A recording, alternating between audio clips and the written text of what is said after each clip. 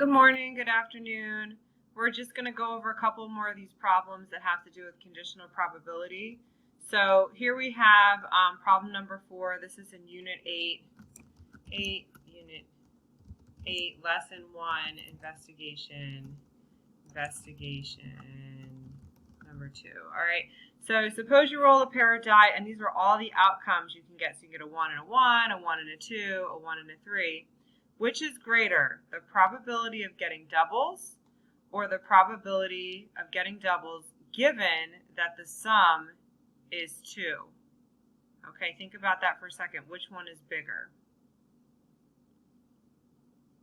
So you might have looked at this and noticed that the probability of getting doubles, well, you have 1, 2, 3, 4, 5, 6 chances to do that out of the 36 possible outcomes.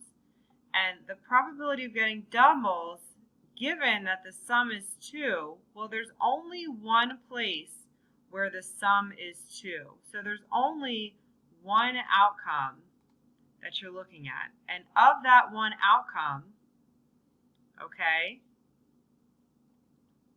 it's the only one, it has doubles. So this would actually be 1 out of 1.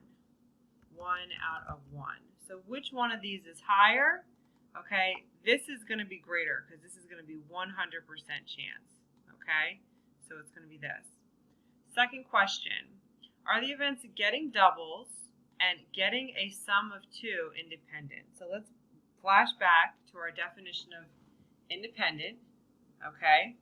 Independents are knowing whether one of the event occurs does not change the probability that the other event occurs. So if you get a sum of 2, okay, if I know that I have a sum of 2, what is the likelihood that the probability that I'm going to get doubles? Well, when you're rolling 2 die, there is no 0 die. So it's actually, they're not independent. Okay? They're not independent. So we could say these are not independent. Because I know if I get a sum of 2, the only way I can get a sum of 2 is if I have doubles. So we wouldn't say they're independent events. There's overlap. You could say they overlap. Okay? All right? That's a good word, overlap. All right, so that's how we describe the relationship. All right, let's take a look at our next right here. So here we have problem 2, flashback to this. So we have another use of this word independent. So independent just means one of the events occurs does not change the probability that the other event occurs.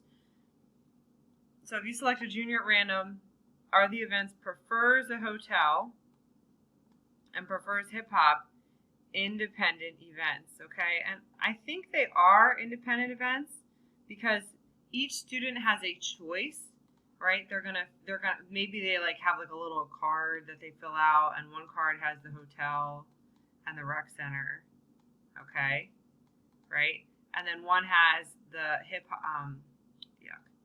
one has the hotel and the rec center at the top, and they would select one of those, and then along the bottom say circle one, pick me. They would circle either hip hop or classic rock. So I would say that these are independent events because a student can say, well, I want to prefer the hotel, and then I would prefer the hip hop, and those things could be totally unrelated to each other. So I would say for A, okay, the events are independent.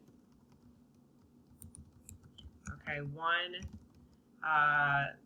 they don't like a student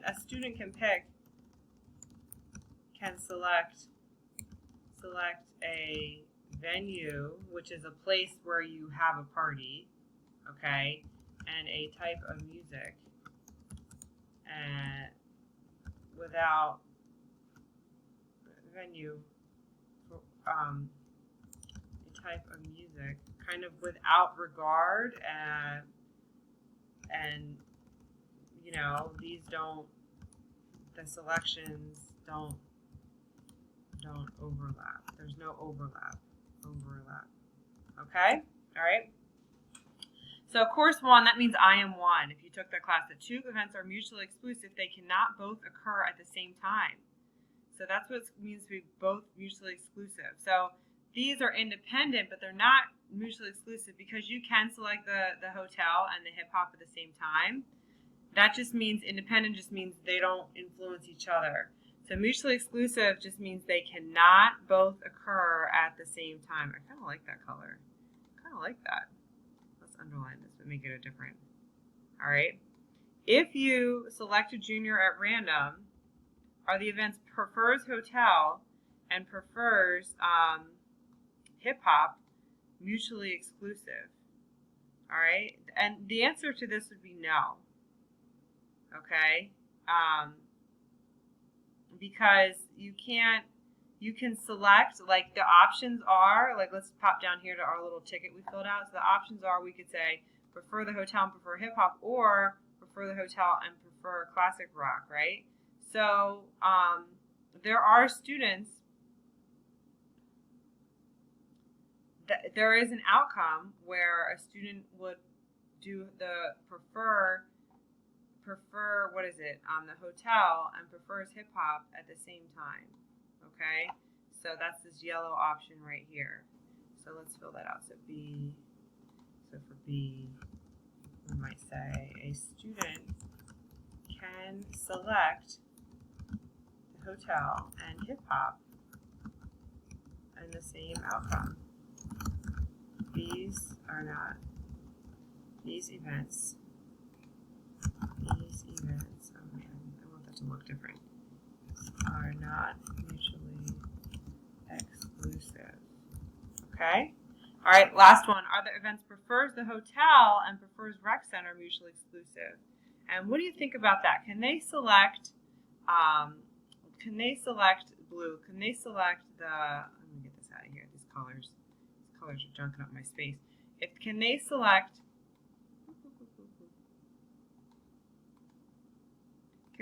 the hotel and the rec center? Can they vote twice? No. Okay, you have to select one or the other. So we could say that these two are mutually exclusive, okay? So we could say a student cannot select the hotel and the rec center at the same time. So because of this, these events are mutually exclusive. All right, they are, because you cannot select them at the same time. All right.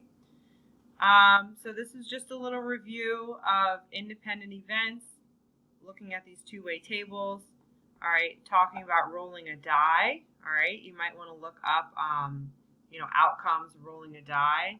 And then in the previous video, we talked about, this is what you'll have to do at the end, is using our formula and using a two-way table to find probabilities. Okay? All right.